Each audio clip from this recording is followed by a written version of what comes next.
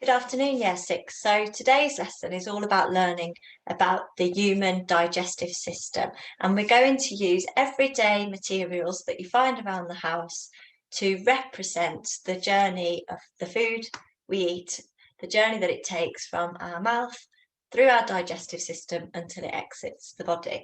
The first thing you'll need to do is make sure that your area is nice and protected. So you want to put down newspaper, you want to put down perhaps bin liners, or if you have got a plastic sheet, then that would be great as well. So I'm sure you'll find something around the house.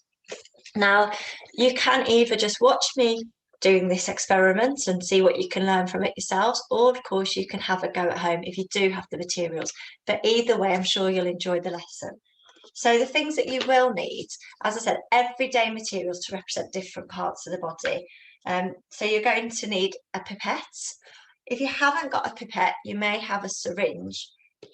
Most commonly, you'll probably have one of these syringes that come in children's medicine. Okay, so that will work perfectly well if you don't have a medical syringe. You will need a funnel. Hopefully you've got a bigger one than this. I couldn't find a bigger one myself. You're going to need 3 different plastic bags. The first one, you need to roll up into a tube and cut off the end, which is sealed. I've just used masking tape. Sellotape will work as well, just to create a tube. This is going to represent your esophagus, the tube in your throat that takes the food down to your stomach. So obviously, today's lesson is just about using everyday materials, but it's also going to take quite a lot of our imagination as well. So this is the esophagus. You'll need 2 other plastic bags as well. One will represent the stomach and another will represent the large intestine, but we'll get to that later on. You're also going to need a stocking to represent part of the intestine. Now, either a stocking, or actually I didn't have a stocking, so I've used my old tights. I've been able to cut one of the legs off. I've used it because there was a small hole in the foot, so I can't wear them anyway, and that's okay. If you've got some old tights lying around, or your mum, but ask. You will need 2 bits of food, so a banana. It recommends a digestive biscuit, but if your home is anything like my home, biscuits do not last very long at all. So I've gone for a Weetabix instead. You will need a dry food and you will need a moist food, something that's got water in it, because actually our body will process those slightly differently. So it's just representing dry food and wet, moist food as it travels through the digestive system. It did say to get a little bit of water with food colouring in. I didn't have any food colouring, but what I did have was cabbage. And unlike the digestive biscuits, for some reason, cabbage seems to last quite well in our house. So I've boiled the cabbage and just removed the juices, and that's given me a little bit of green water. This is going to represent the bile that we have in our bodies to break down food. So if you haven't got food colouring, don't worry about it. I'm sure you can remember, and remember, we're using our imagination in any case. You will need 2 other containers of water because the digestive system uses water, quite a lot of water actually, to break our foods down and extract the nutrients, which is why it's so important to drink so much water. Can you remember how many glasses a day it's recommended? So I'm just going to tip the camera down a little bit just so you can see what I've got here. I've got my plastic sheet and my everyday resources, 2 pieces of food, moist food and dry food, and a little bit of coloured water. I mean, if you haven't got the coloured water, as I've said, it is absolutely fine to use your imagination. So that's it. First of all, you need to go and get your resources if you are going to follow me today and take part in this experiment. Okay, so the next step is to get your biscuit, and you're going to squash this up, break it up, just as you would if you were chewing the biscuit. Now, you're going to add a little bit of water. Can you guess what the water is going to represent? What do we put into our mouth to help us break up our food? Yep, that's right. A little bit of water represents saliva. That will help us break up the biscuit. And did you answer the question? How many glasses of water do we need to drink a day to stay nice and healthy? well, they say about 5 glasses, I think, for your age group. And then by the time you're a fully grown adult, you want to be aiming for approximately 8 glasses of water a day. That's what your body needs to stay nice and healthy. So breaking up the Weetabix or your digestive biscuit, step 1. Step 2, you're going to use some scissors to cut up the banana. The scissors will represent your teeth. Which teeth do we use when we're chewing soft food, when we're breaking up soft food? That's right, we use the incisors to bite the softer food, and then we push it with our tongue to the back of our mouth, where we use the wider, flatter teeth, and those are called your molars, and they break up the soft food.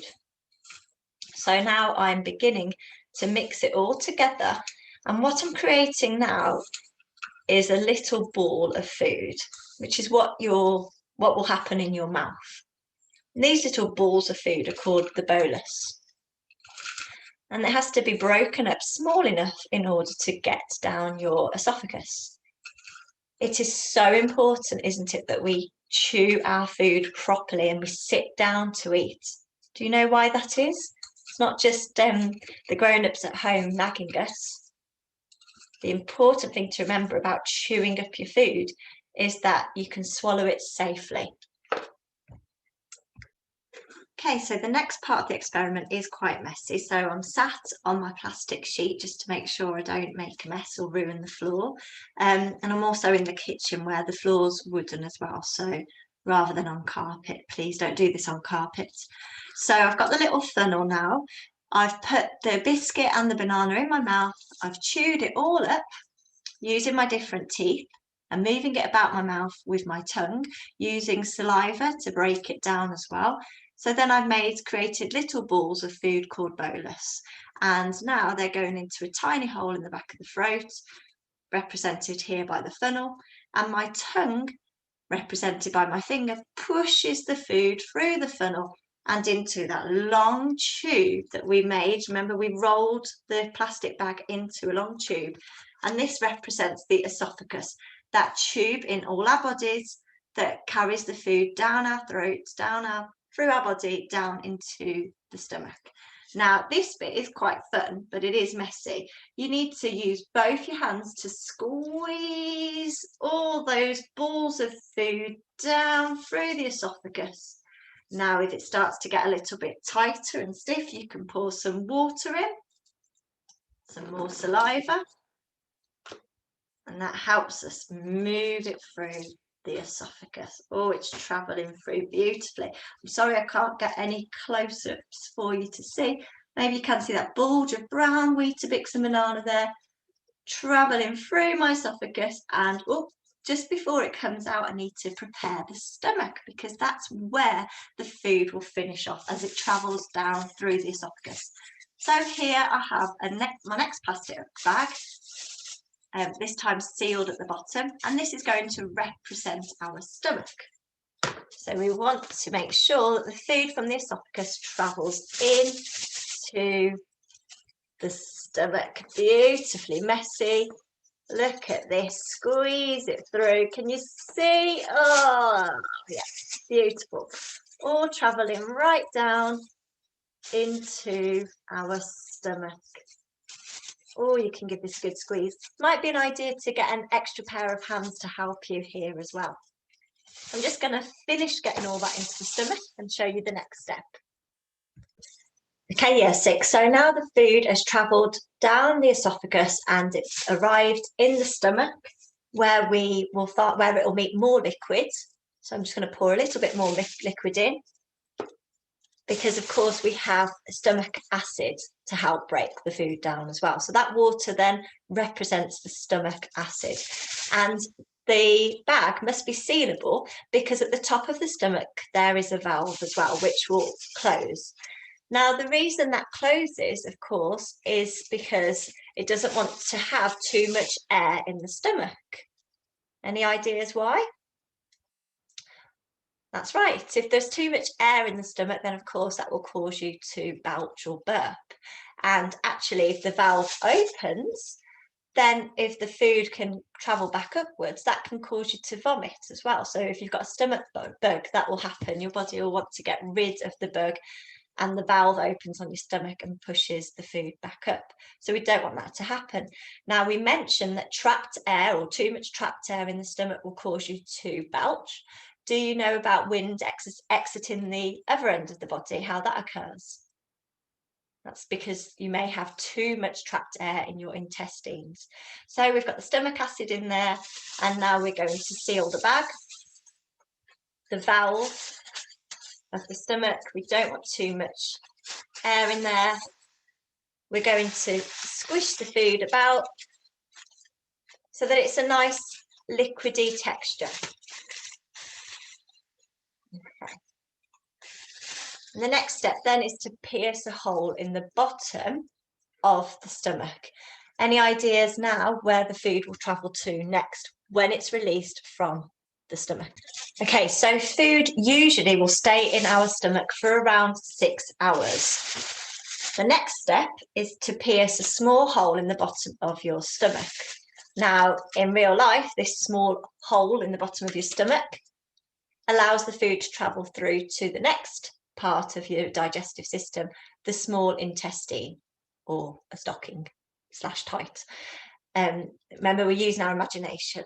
So we've created this small hole in the bottom of the stomach, and this is called the phyllotic sphincter. I hope I said that correctly. The science terminology is quite a mouthful, isn't it? I'm sure you can look it up and check it for me, but I believe the small hole is called the phyllotic sphincter. Now, this bit is quite messy, and you may need a second pair of hands, because what you don't want to happen, this wouldn't happen in your body, is for the food to go from the stomach straight down your small intestines and into your long intestines straight away. That wouldn't happen because there's more yet to occur. The next part of the body, the next part of the digestive system, is when your body extracts all the nutrients. So you want to squeeze the food from the stomach into the small intestines, but only about 1/3 of the way. So grip it tightly so that you can keep the food in the small intestines, so you can see what happens next in our digestive system. Okay, so hopefully you've managed to get your food from your stomach and into your small intestines. Now the food is in the small intestines. Your body is so clever. It's just amazing, your body, isn't it? This is where we're going to use the green food coloured water, or green cabbage water, or just water if you want. And if you have a pipette or a syringe, remember I said before, often in Calpol and children's medicines like that, you will have a syringe in there. So ask a grown-up, please do not go near the medicine cupboard by yourself.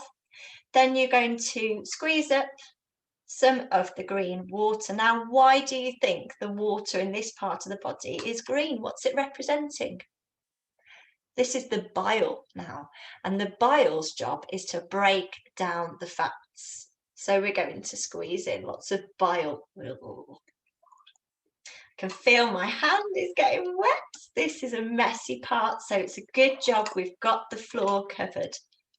Now, with all that bile in there ready to break down the fat, the food will continue its journey through the small intestines. But as it goes along, remember, we're squeezing, you can feel the water coming out. Look at that.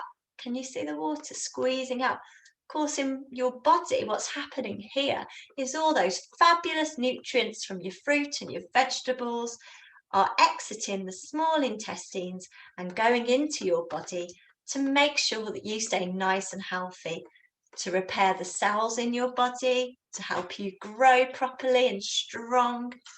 Oh, that bile is really doing its job to break down that food.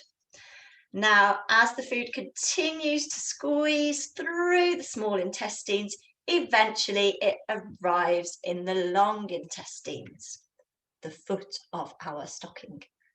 I love your imagination, guys. You're doing a great job. This messy part is quite fun, actually. So now I can feel all the food traveling into the large intestines. where good bacteria lives. You know, on those adverts when it says you have friendly bacteria living in your gut, this is where it will be, in your long intestines. So I'm just going to make sure I get all the food into the long intestines, and then we'll go on to the next step.